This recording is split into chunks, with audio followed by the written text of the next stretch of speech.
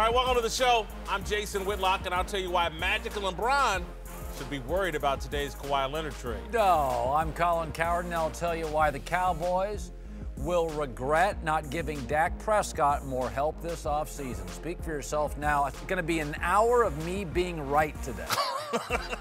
What show is that? All right, hello and welcome. We're joined today by a couple of NBA champions, Dante Jones and Antonio Daniels. Let's start with today's big NBA news, where Kawhi Leonard's saga with the Spurs is over, with San Antonio sending Kawhi and Danny Green to Toronto for DeMar DeRozan, Jakob Poeltl, and a 2019 protected first-round pick.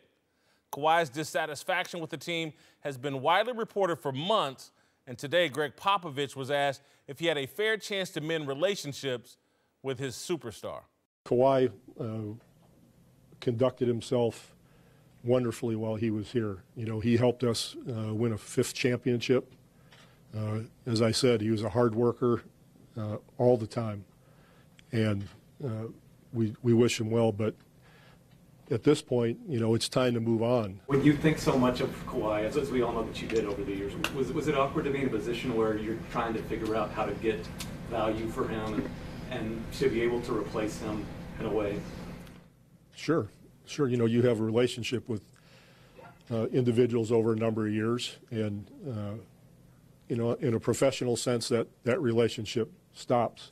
But you know, hopefully you move on and you continue an off the court relationship with people. There's a narrative out there that, you know, Kawhi was this bad teammate because he was on the bench and, you know, he wasn't around during the playoffs.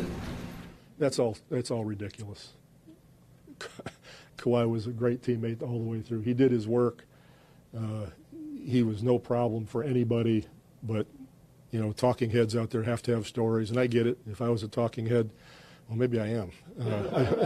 I'd have stories too, but, you know, all those stories that denigrated him in that regard, that was unfortunate and inaccurate.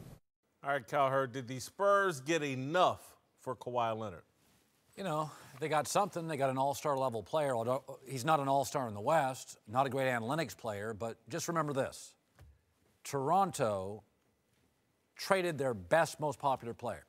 That's what they thought of his contract. This is easily the most popular player. Vertical player, gets you buckets, scores, fun to watch. All-star in the East.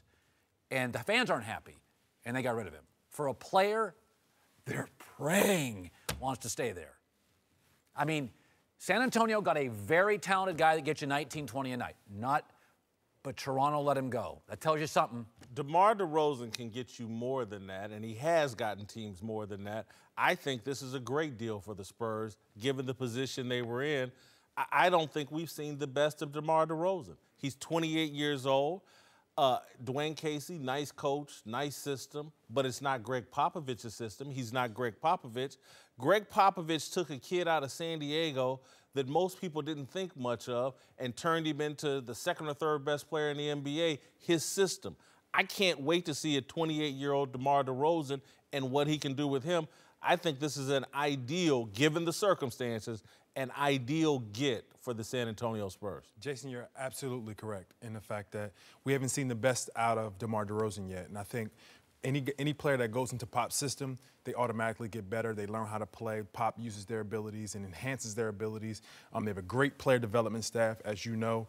And that's going to be an environment where DeMar DeRozan can actually shine and get better and be the All-NBA performer that he already is. We haven't seen the best of him because he's averaged 5 assists this year, and he's always finding ways to get better and enhance his game. Pop's going to do that. They had a short market for DeMar DeRozan, and they found a team that needed an all-star and wanted an all-star in exchange for Kawhi Leonard, and they made it happen. It's a good trade. And I think it's going to force DeMar DeRozan to change his game somewhat. I'm not a fan of the – well, you know, Kawhi Leonard is only Kawhi Leonard because he played in the Spurs system. You know, in San Antonio, when Kevin Durant called Kawhi Leonard a system player years ago, all hell broke loose. Kawhi Leonard can flat out go. He is a top 3 or 4 player in this league. Yes, they do have a great development staff. Chip England, Greg Popovich, R.C. Buford, they're fantastic. But it forces you to play a different way. So DeMar DeRozan, like you said earlier, analytically, he's not the best guy. You know, if you look at the way the San Antonio Spurs, they play, they defend, first and foremost, so Pop will get that out of him. the defensive side of the basketball, especially in giving up Danny Green and also in giving up Kawhi Leonard, but also that three-point shot. You'll see him add that to his game a little bit more. And like you said, Dante, averaging low amount of assists, that'll change when you go to San Antonio because it forces you to play a different, more open style of basketball. Yeah. Who's a better player?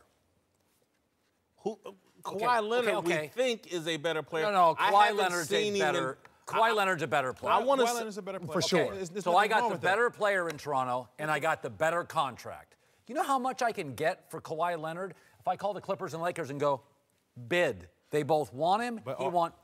They just had the chance to bid on him, and they did. Because Popovich wouldn't let him stay in the West, so he wanted a boatload of stuff. You got an all-NBA performer with 3 years left on his contract. We all know the San Antonio Spurs is not an ideal destination when you have teams coming up in free agency like the Lakers, the Clippers, New York Knicks have cap room coming up. So you're not going to get that type of tier free agent coming up if you're San Antonio because not all guys want to go play in San Antonio. They don't understand the benefits of San Antonio playing there, but they want to go in bigger markets. So you got an all-NBA performer with 3 years left on his deal. That's a good trade. I'm sorry for leaving this out. Antonio lives in San Antonio, played 4 years for the Spurs. But you were helped by the Popovich system. No? No question. No question. But I was also a role player. So I have never been on the level of a Kawhi Leonard or a DeMar DeRozan. But what Dante said was right. He was this Spurs culture is not for everybody. Right. It's not. And think about how much times have changed. Because you have DeMar DeRozan upset because he was traded from Toronto to San Antonio. Something to prove. That's like being upset from being traded from an NFL team to the New England Patriots. Think about how much times have changed. The culture in San Antonio is not what it once was. LaMarcus Aldridge wanted out 2 years ago. Exactly. When Tim Duncan walked out that door, the culture walked out with him. And look at what has transpired since Tim Duncan left. 1 year later, LaMarcus Aldridge wants out. The next year, Kawhi Leonard wants out. Things have changed. That culture is not what it once was. Tim Duncan was a bigger part of the culture than people understand. I'm going to disagree, and we're a little bit off here, but I got to disagree with that in terms of the player. I don't think the culture's changed. The players and expectations have changed. When you had the Tim Duncans, the David Robinsons, Manu Ginobili, Tony Parker, those are really four unique guys. Three of them didn't even grow up playing in the United States of America. And then you got David Robinson, the Naval Academy, really mature coming there. Now that you get to the more stereotypical U.S.-born players, LaMarcus Aldridge, Kawhi Leonard, now there's problems. But I don't know if that's a pop deal as much as the players have changed. I would argue for you in that respect because I think you got you got a San Antonio guy in your system right now with DeMar DeRozan because he's a guy who eats, sleeps, and drinks basketball. He lives in the gym. He's not worried about all those other things that come with basketball. He's not talking about business. He's talking about basketball and basketball only. And he's going into a system that will be good for him. And he's going to jump right in and do whatever's necessary. He's a good character guy. He's never gotten in any trouble. He's a guy that fits this San Antonio culture that we've all seen and loved. And I'm going to go back to something you just said. As far as Popovich and that system go, Pop has done an excellent job at adjusting on the floor with rule changes and so on and so forth, which allowed them to win championships in 3 different decades. They haven't changed that same way off the floor according to personalities. They still go about things as if Tim Duncan and David Robinson are in that locker room, and they're not. The same way that they have adjusted on the floor according to personnel and rule changes and so on and so forth, they have not adjusted off the floor according to the personalities that they have in that locker room. All right, well, for the Raptors, this move was a calculated risk. It might already be blowing up in their faces. Multiple sources report Kawhi Leonard has no interest in playing in Toronto. The Sporting News reports that he may actually consider sitting out the season. Whitlock, has this situation damaged Kawhi's reputation? In my view, yes. Kawhi, to me, has not handled this well. He's another guy that has spoken through leaks and through people close to him. Still haven't heard from Kawhi Leonard on exactly what he wants. We've heard that he wants to be in Los Angeles. I haven't heard him put his name on it. I haven't heard him speak. I think that's a mistake. For me, I'm going to be watching Kawhi Leonard moving forward skeptically. He's an odd personality, which there's nothing wrong with that. Some people say I'm an odd personality. but I want to see how it plays out away from Greg Popovich and that system. I want to see him. If it's in Toronto or one of these LA teams, I want to see if he's still the same player. On an open market, would the Sixers want him? Yep. Lakers? Yep. Clippers? Yep. How about everybody in the league not named San Antonio? Everybody wants a Kardashian. Don't mean they're good for you. No, seriously. But they're good for business. They're good for business. He's good for business. Listen, everybody's got baggage. Best player in the world, LeBron. Some are like, yeah, he's tough to coach, a little drama. Kevin Durant, he's kind of a wanderer. You can see Steve Kerr during games trying to get him. These are not, they're humans. He's a human being. He's not perfect. All those guys you just rattled off played more than 9 games last year.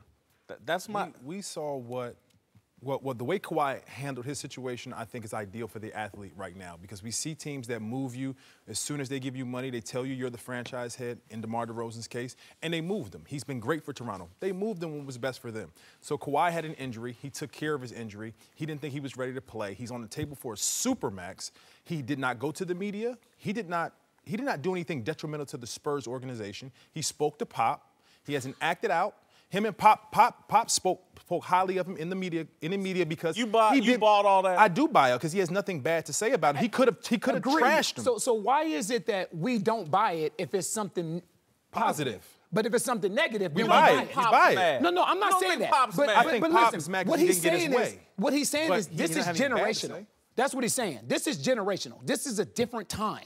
This is a different time. This is a different athlete that we're dealing with. And if we think that Kawhi Leonard and his team aren't sitting back and watching how the whole Isaiah Thomas situation just played out, we're fooling ourselves. You have to. You have to sit back and watch that, because teams are going to always do what's in their best interest. Organizations are always going to do what's in their best interest. But when a player does what is in his best interest, we kill him for it. Right. He took care of $200 million. Toronto told DeMar DeRozan last week in Vegas, we won't trade you. You're our guy. Right. But you know what? Week later. We're going to get into this a little bit later. But we thought Toronto paid the man $180 million. So that gives him a right to lie to him? You say on one side of your face that you're my guy, and then you say, you know what? We paid you this money. I'm just saying. Anyway. How much of a check do I need to write you so I can lie to you? No, I'm just saying. It'll be well short of $180 million.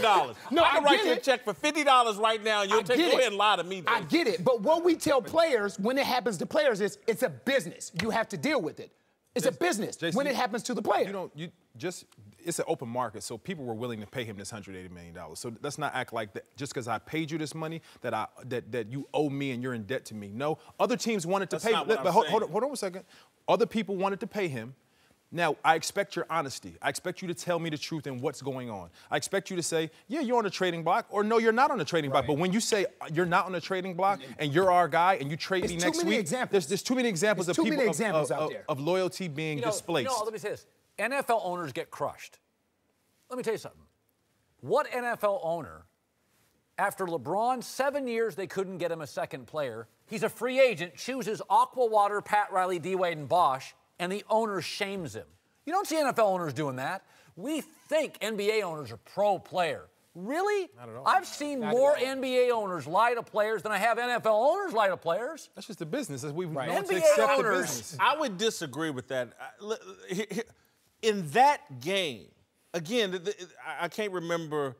This is the life we chose. It's in one of the mafia movies. Yeah. And so you have to accept when you walk into that lifestyle, the multimillionaire business of professional sports, there's going to be some lies told. There's going to be some business done. There's going to be some, they weren't exactly 1,000% transparent with me. That's the exchange. And here's $150 million or $100 million for you not to whine and cry about it and pretend like you didn't. You know what? Then don't vilify me when I do what's in my best interest.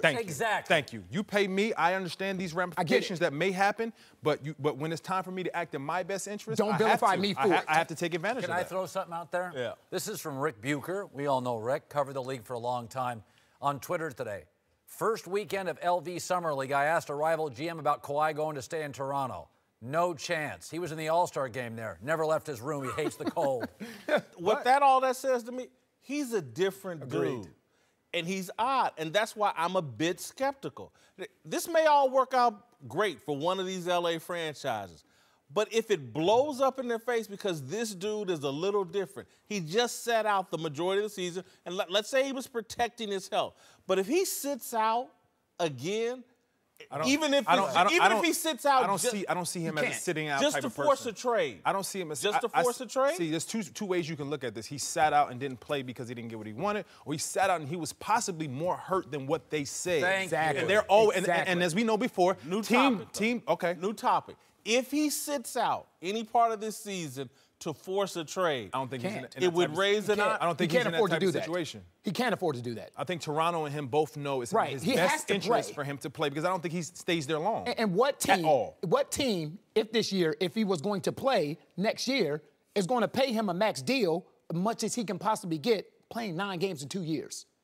I would agree. He's not stuck in Toronto under the ramifications of possibly please sign or you have to sign or we have history. It's a new situation. You play this year. We see how it works out. Toronto knew they absorbed all this risk when they got him. And I don't even think Toronto traded for him to keep him. You know what? They got an asset, and Masai is always correct in his decisions. He's like Drake. He never misses. Okay, he always does things 2 steps ahead. And I think the packages that were for DeMar DeRozan that nobody wanted, he was like, okay, I can get Kawhi and I can get those packages to get money off my cap and to get young assets. Toronto wanted out of the DeMar DeRozan They wanted, contract. they wanted out of the contract, not the player, but they needed some cap flexibility. Yeah, that money, we have youth coming up, and we wanted out of this money, and this is the best way to flip it because he comes up, either he leaves or I get some more young assets, but I can't lose in this. One thing we got to understand is who we're talking about too. If this is a conversation we're having about LeBron James or Kevin Durant, this is a different conversation. These guys move the needle. Kawhi Leonard in the Eastern Conference moves the needle. This is a top 3 or 4 player in the league. I'm not under the system. You're I'm not rolling with it. He's only who he is because of Pop. Pop is great. That's all we've seen. But I get it. That's all we've seen. Yeah, but you're smart enough to know that Aaron Rodgers would work somewhere else. What star? You know that. What star that you take out of their system? This is the difference between stars and role players. Stars, when you take them from organization to organization and franchise to franchise, they're still stars. They're still stars. LeBron in Cleveland or Miami or back in Cleveland, still a star. Kevin Durant in Oklahoma City or in Golden State, he's still a star. Role players. You're talking about 5-star guys. This guy played at San Diego State. And you saying he's not a 5-star guy now? But he has some intangibles you can't take away from him. He's the best shutdown defender, and he shoots 40 from 3 and he's 6'8". Putting up 25 points a game. Play college. Seriously, that was the best 2-man game with Pippen and Jordan for a decade. And they all played in Utah the entire time. But this guy's changing systems. I just got to see it next. We got to go, Dante. You really irritated. Drake never misses. Hey, wait, has he yet? Man, show me something. Show me something he's missing on. He's just got 1 billion streams in a week. Please, talk to me. Welcome back. Dante Jones, Antonio Daniels are back. They're frustrating Whitlock today, and I love every second of it. Let's return to today's big news in the NBA. Kawhi Leonard going to the Raptors in exchange for DeMar DeRozan. Reports have been swirling for weeks that Kawhi wanted to be traded to an LA team, and reportedly he's still planning on playing in Los Angeles when he becomes a free agent after this season. The Lakers reportedly weren't willing to part with their young assets to get him right now, though. Now, Jason, do you think that's a smart move? No, I don't. I think you strike while there's an opportunity, and now you've given Jerry West an opportunity to refocus and for the Clippers to get in there, because from what I understand or what's being reported, he doesn't care. He just wants to be in L.A. Clippers, Lakers, it doesn't matter. And so I think you've given the Clippers an opportunity. I think you've given other teams an opportunity. There's another element added to it now. That is Toronto and the general manager that Dante loves. There's a chance that he doesn't end up with the Lakers. And so I would have went out and got him if he was on the table. I would have went out and got him and rolled my dice with him and LeBron. I actually agree with you on something. The Clippers want him, and my sources say they think they have a real shot. You can't play cool. You got to get on the phone. Agreed. If I'm the Lakers, I get on the phone now. Now, I would not initially. Pop was not going to let the Lakers have him unless they gave him everybody. Toronto doesn't want to give him to Philly. He doesn't want to give him to Boston. Toronto doesn't have a problem giving him to L.A. Give me a #1 pick, Lakers. You have a first-rounder. Give me Josh Hart. Give me Kyle Kuzma. Give me a second-round pick. But if you think you're going to get him now because you're the Lakers, to your point, no. Because I know Jerry West. Jerry's going to say, here's Tobias Harris. We'll build a team around you. We'll have a relationship with our ownership. We'll figure out ways, the tech world. They're going to make a real pitch, are the Clippers. I think it was smart because now you have a more favorable GM to deal with because, as the report said, that Pop didn't want to deal him to a Western Conference team. So now he's in the East, and as you said, you have a guy who's only wants to deal it to the West. He doesn't want to help his guys because he's still building and trying to create a team. But I think the Lakers ultimately had the best assets for a Kawhi Leonard exchange. Now they just have to come up with a package that makes sense. Pop was trying to fleece them. He was trying to get 3 of their young talents, 2 first-round picks, a second-round pick, and cash. It didn't make any sense. But now 2 of the 3 may be able to go, and a first-round pick. And that may make more sense for Magic at this point in time to build with Kawhi, let's say Kawhi and Hart, or Kawhi and Kuzma, rather than just taking all of your young talent and kicking it out the door. So I think it makes more sense now for you to deal with Masai than it did with Pop. I agree with you. I think that the Lakers, this is the deal that the Lakers should have made for a couple of reasons. Number one, choosing not to get Kawhi now, you're actually allowing a year of LeBron to go. You're basically saying, you know what, we're not going to challenge this year. If you don't acquire Kawhi Leonard this year, what you're basically saying is we're not going to challenge this year. So you have LeBron for 3 with an option. So basically you're saying this year for LeBron is a wash. You're not – see, LeBron's be 34 years old here soon. You got to take advantage of every opportunity of him being the best player on the planet. You have to. And I feel like if you can add Kawhi Leonard, especially in today's NBA, one guy ain't going to do it alone.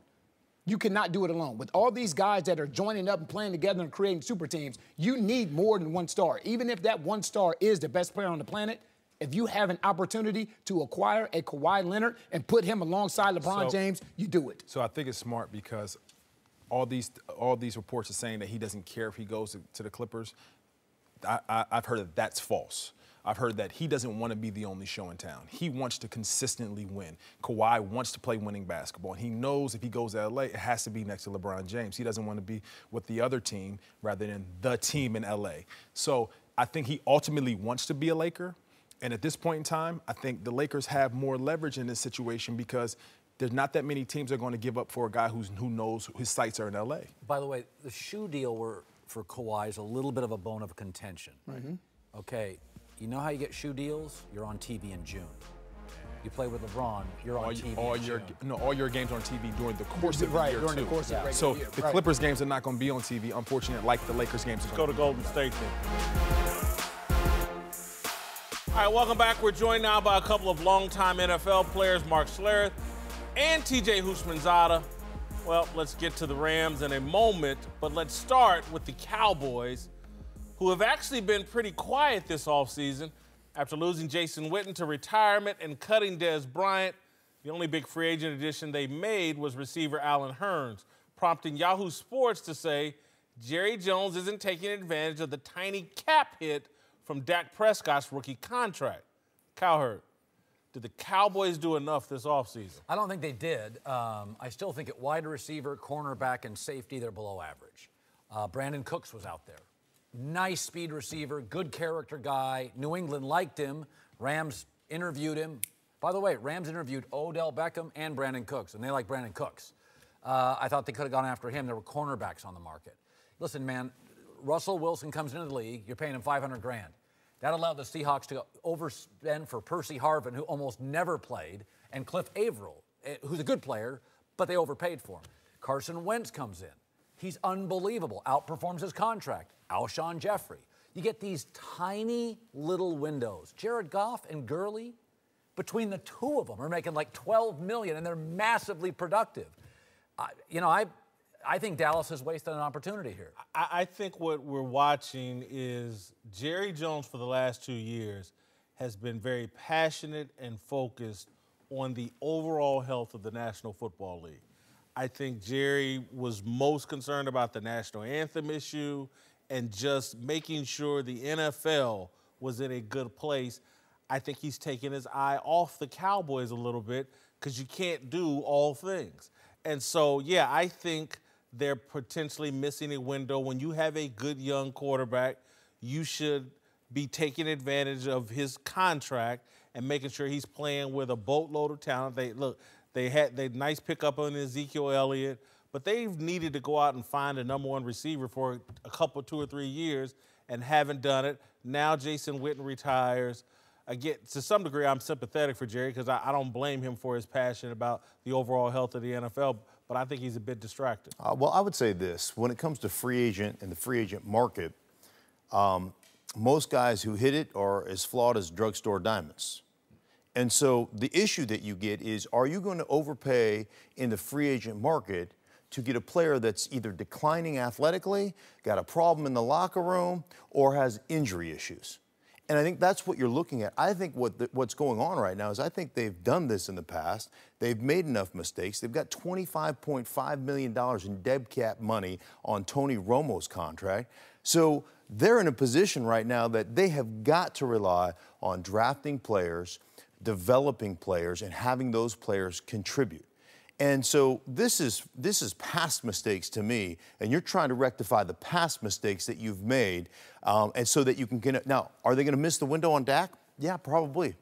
But that's the price you pay when you keep throwing money at an injured quarterback thinking he's going to save your football team year after year after year. So I don't look at free agency as the coup de grace that's going to save our football team, because name me the last big-time free agent player that went out and saved somebody else's season, some other team's season. I just don't think it happens that often.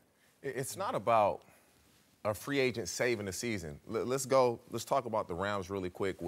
They bring in Sammy Watkins last year. He didn't save their season, but he was that threat over the top that kept a defense honest. He didn't have a lot of catches, a lot of yards, but he can really get down the field, and you have to be aware of him. He'll open up lanes in the running game. He'll give other guys opportunities. Robert Woods had a great year. Dallas does not have that. You don't have to get a guy to save your season. Right. You just need somebody that a defense respects that says, okay. But you can't afford to overpay that. You can't give a guy like that a huge contract and tie yourself up for years, is what I'm saying. You can't. But I understand the point is perfect, but I just don't think you can overpay for those guys. The Cowboys will be, this is how the NFL works. Somebody on that roster, receiver-wise, is going to show up and make plays. They're going to get nobody knew who Miles Austin was. He got an opportunity. Tony Romo got the ball. He became a household name for about 3-4 years. That's how it works. Allen Hurns, Terrence Williams, one of those guys are going to step to the forefront, and they'll be the leading receiver. For Dak, he doesn't have Dez Bryant. I know Dez Bryant would not. You couldn't play cover 2 with Dez Bryant because you figure he would beat you over. That opens up running lanes for Ezekiel Elliott. It's going to be tough sledding for him. All right, to a team making a ton of moves this offseason, the Rams made another one yesterday. Brandon Cooks, 5 years, $80 large, an extension, before he's ever played it down in L.A. Cooks is one of several big names the Rams have brought in, including some problem guys. Ndamukong Suh, kind of selfish player. Marcus Peters. Marcus Peters, his college and last pro coach, no thanks. Aqib Talib, who I like but can be trouble. They also have yet to give Aaron Donald a long-term deal he wants, and he's a good dude. We'll have to, they'll have to pay Peters, Todd Gurley after the year. Whitlock, did the Rams actually do too much this offseason? Yeah, I stand where I stood, a few months ago when I was talking about this. When I look at Brandon Cooks getting $80 million, I'm why? For what?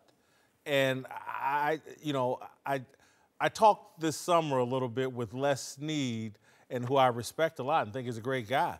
But I think there's an overconfidence Sean McVay has from having had that success last season, and they feel like they can coach everybody. That there's that moment when you have success. I used to have it on the craps table. Oh, I've got this game completely figured out. I know I've won so much more. I know exactly what I'm doing. And eventually the game's going to humble you. I think when I look at Suh, Talib, Peters, now Brandon Cooks getting paid, they feel like they can coach any and everybody, and they're going to get humbled. First of all, I think Marcus Peters is a one-year contract. $1.7 million for the best pure corner in the league. I'd roll the dice on that. I don't think he's a long-term play. Aqib Talib, probably not too long-term because he's been around, but I like him. Ndamukong Suh, I think, is kind of a one-year play. They've got Aaron Donald. What they're doing is what Seattle and Philly did. We're getting unbelievable production and paying Goff and Gurley nothing. We're not paying $12 million. We have this extra money. Sue, Peters, they're worth the risk. This is what, Seattle, Percy Harvin had kind of a, his reputation was so-so, and Pete Carroll's like, I'm paying Russell Wilson $500,000. He can be a boutique player. And by the way, Harvin's best game was in the Super Bowl. He was often a decoy that year.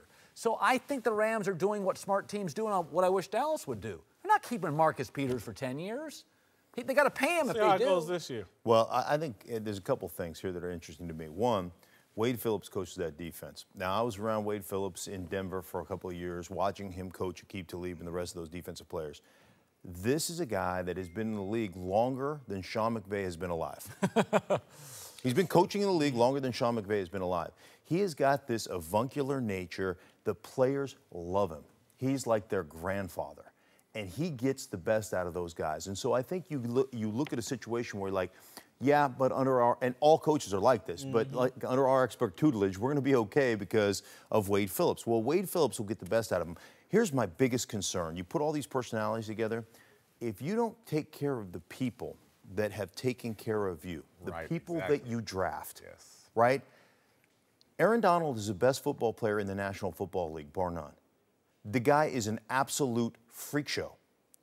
And if you're going to pay 4 different guys on defense that you brought over from other teams and you haven't taken care of him in your own locker room, guys are going to say, I don't know what they're doing upstairs, man. This is our guy. That's my biggest concern. And they have got to get this done. They have got to make him happy immediately. That's the biggest problem is guys that have been there. Bro, they just gave Cooks all this money. And you're not looking at what another guy makes, but you're looking at it like, I've been here for 5 years. They don't want to pay me. If they don't give Aaron Donald and make him the highest paid defensive player in the league, it's going to be a problem. Yes. The thing is, on paper, the Rams are going to be unbeatable on paper. Oh, they're great. I mean, the 49ers. The best punter and kicker. The 49ers give Garoppolo what they gave him. They didn't do that for him to hand the ball off. They're going to throw the ball. So what they brought in on defense, they need this defensively. But it's what you said. If you don't take care of the guys that have been there, it's going to be a problem in the locker room. So they're going to have to sign Aaron Donald. They're going to have to sign Gert. You can't franchise these guys now, but he hasn't played it down for the Rams, and you give him 5 years, $80 million. That's going to be a problem. I think they overpaid for Brandon Cooks. Les Snead loves vertical receivers. He'll tell you that. He loves that position. But this is where the league is going. Is average guys get huge contracts. Look at their receivers to me, Cooks, Cooper Woods, Kupp. and Cooper Kupp. Cooper Kupp's the tallest, but I don't even think he's the biggest. I mean, 6'1". To me, that's a turf team. That's a dome team receiving core they have. That works well, I think, in New Orleans or someplace with a dome. I just don't like what they're doing. Losing Sammy Watkins, they needed the threat down the field. That's why they needed. Goff throws a beautiful deep ball. He's got great touch deep. Welcome back, Dante Jones. Joined now by the founder of the big league, Jason McIntyre. Let's return to the association. Big NBA news, Spurs trading Kawhi Leonard for DeMar DeRozan today. Reportedly, Kawhi's got no interest in playing in Canada. But he's not the only one upset about the move. Another report says Toronto had actually assured DeRozan he wouldn't be traded a week ago. After he was, he took to Instagram, posting, "Ain't no loyalty in this game." Other NBA players took DeMar DeRozan's side. Damian Lillard tweeting, "Shaking my head, cold game."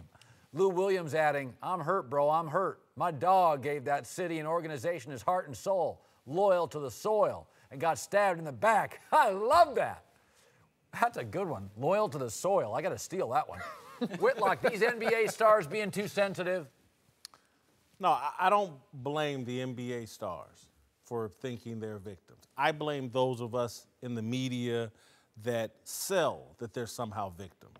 Guy can feel the way he wants to feel. He's getting paid $180 million and he's going to a city and he doesn't want to go to or he wanted to stay there. I get it. But for me, as a sports fan, first and foremost, I don't feel sorry for any of these guys. They're making he's going to make $180 million to play a game. He is not a victim. No one's done him wrong. He's one of the most blessed people on this planet.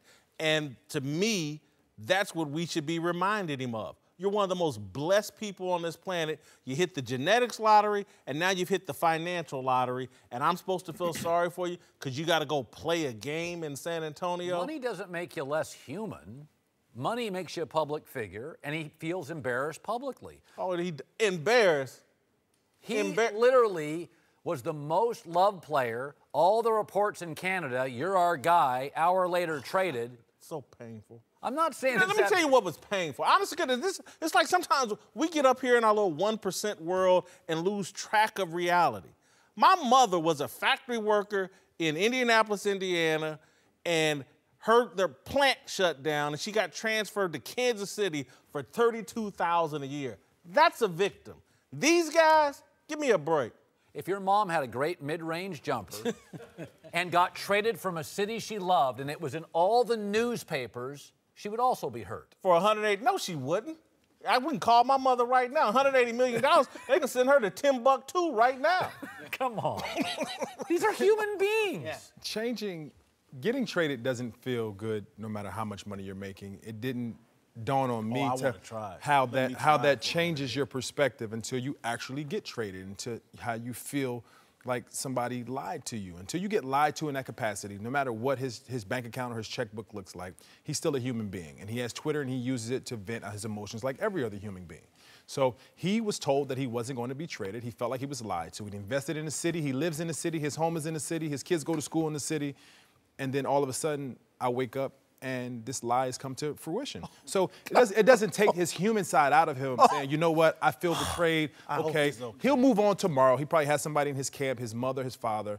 He has some great people around him that say, you know what, you're blessed. Let's move on from it. But it doesn't take the human side out of him feeling betrayed for one moment, and that doesn't for one matter. Moment, not he had a moment. Trust me. You have to give him his moment. Did not just say at the top of it, I got no problem with how DeMar DeRozan feels. But I'm not throwing a pity party for him. No, by no as means. A sports fan, I've been through it. I got fired from ESPN in a public fashion for a lot less money. Felt bad for myself for about 36 hours. Nobody threw me a pity party, and I'm fine. Yeah. So DeMar DeRozan spent 9 years in Toronto. We've seen that franchise lose Chris Bosh. I don't want to be here. Tracy McGrady, thanks but no thanks. DeMar DeRozan wanted to be in Toronto. One of the few guys who wanted to be there. Gave them 9 years. He's the face of the franchise. He loves the city. And they just ship him out of town right after they said, we're not going to trade you. I think on some level, I understand why he's upset. Now, you know, you look at Kawhi Leonard, he got sent to Siberia. Literally. I mean, Toronto is basketball Siberia. He's unhappy. He don't want to go there. I mean, I can understand from that point of view why these guys are upset. But yes, Whitlock, on the grand scheme of things, you are correct. Doesn't solve everything. Let's just talk about Kawhi Leonard, though. Now we're supposed to feel sorry for Kawhi Leonard, who sat out all year. He was hurt. Cried, I want out of here. I know y'all won 5 championships. I know you made me a superstar, but I want out of here.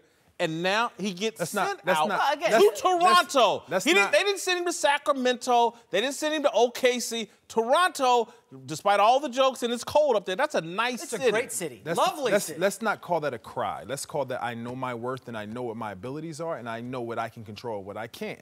And stars right now have the ability to control where they go. Unfortunately, that's the landscape we have right now. It's a top five guys in the NBA can say, you know what, I don't want to go here. I do want to go here. And if you send me here, then it won't be good for you and your organization. Look at Blake Griffin last year, right? Remember the Clippers ran that big thing where he was the face of the franchise. They compared him, I think, to Ali on a T-shirt.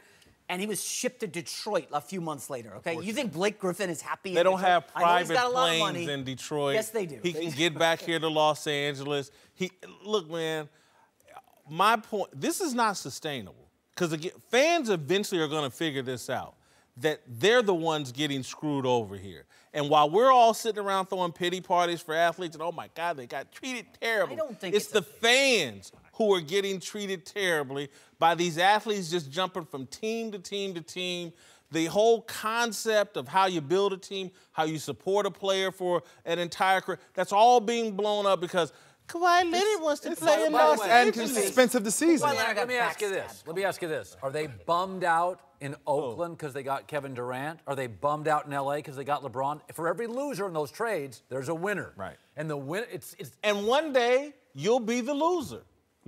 Just because you're the winner today, one day Worm is going to turn, and you'll be the loser. Miami was happy when LeBron came, and then he bounced back to Cleveland. And they'll be a winner again because they have aqua water and a great owner. Nobody wins forever. DeRozan's upset right now, but I think he'll realize in the near future that this is the best thing for his career, to be in a San Antonio Spurs and be a part of this. Mobility is fun and mostly works out for everybody.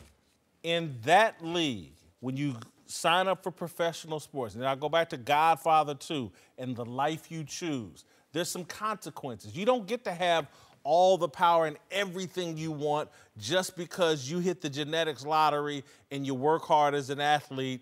You don't get everything if you choose that life. And to me, in order for some fairness for the fans, the teams need some more control over player mobility. That everybody in America is convinced that they can have it all without any sacrifice, and I just don't buy it. The teams do have control over player mobility. Players don't have absolute. It's only a certain small amount of players that do. There's about 400 other players who do not have that control. That Kawhi Leonard, Kevin Durant spent 8 years in OKC. Right. That's so they have that flexibility of offering you more money, with the money that you can't turn down, money that blows you away. They have control over player mobility. It's just these few stars that are transcendent, can transcend an organization, and they have more control than you would like. Sounds like a bitter Pacer fan. I am. But tell me, you were bitter, but you got what was best for your organization. A guy that wants to be there, and a guy's the heart and soul of the Pacers. Welcome back. Time for last call. Let's move to Costa Rica, where TMZ snapped some pictures of Tom Brady vacationing with his family, including a few of shirtless Brady showing off his dad bod. Cowherd, is this a good look for the GOAT? Yeah, he's a quarterback. He's 40. I don't understand all the He's not a male model. He's not like That ain't a good look, Cowherd. I know a bad look when the shirt's off because I look at it every day in the morning myself. That's not a good look. Alex Guerrero right now is very upset, Tom's trainer, and Bill Belichick's going to use these pictures as proof that Alex Guerrero doesn't know what the hell he's doing.